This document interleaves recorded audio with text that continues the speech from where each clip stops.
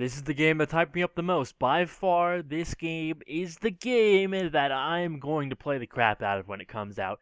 It's a game made by Double Fine, and from what I know, Double Fine makes like damn sick games. This is their second Kickstarter that they got out, and it's called Massive Chalice. It looks awesome. Now, I'm going to go into explaining the game quite a bit. It's heavily based on Bloodlines. While you might think like Bloodlines, what do you mean by that? By breeding your characters or having kids and having offspring with other characters in game. Now, there isn't a huge family diverse in this game, so you come across the problem of you might have to end up breeding with someone who's very close family related, but they solved that issue. You cannot do that until it is past second cousins.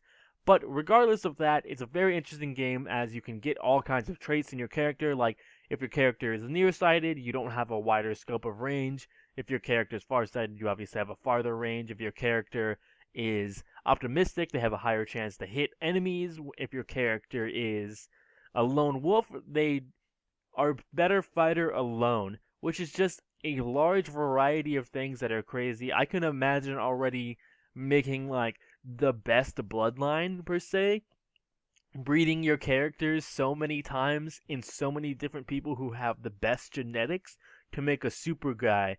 I can already see that happening. As characters don't live forever, they do actually have an age. I think the age is they die somewhere between 45 and 80, but they stop being able to breed past 60 or something like that, or they live at a certain age and they can stop having the ability to have offspring between 45 to 60, something like that.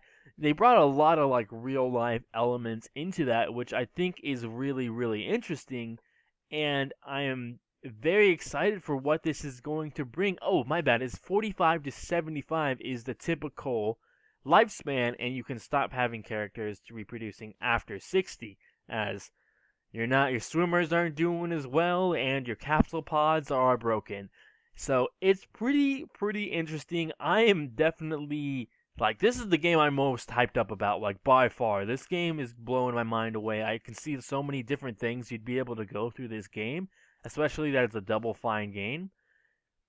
They have made an amazing game before, and I think this game is just going to be just as great. It's got quite a bit of things going through, and I think genetics in games is always a super cool thing to do, which is probably why games like what is it, Pandemic is a really good game that has to do with genetics, and I could imagine since people like that game so much, imagine having genetics like that actually in an RPG game. That would be amazing.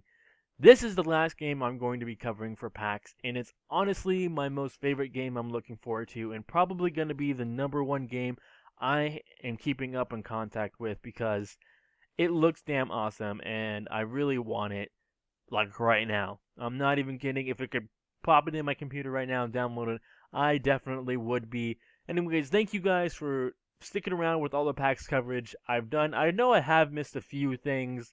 Like, there's the Halo one, but there's just so much coverage on Halo that it's not necessary for me to cover Halo 2 Remastered or Halo 2, I forgot what it was called.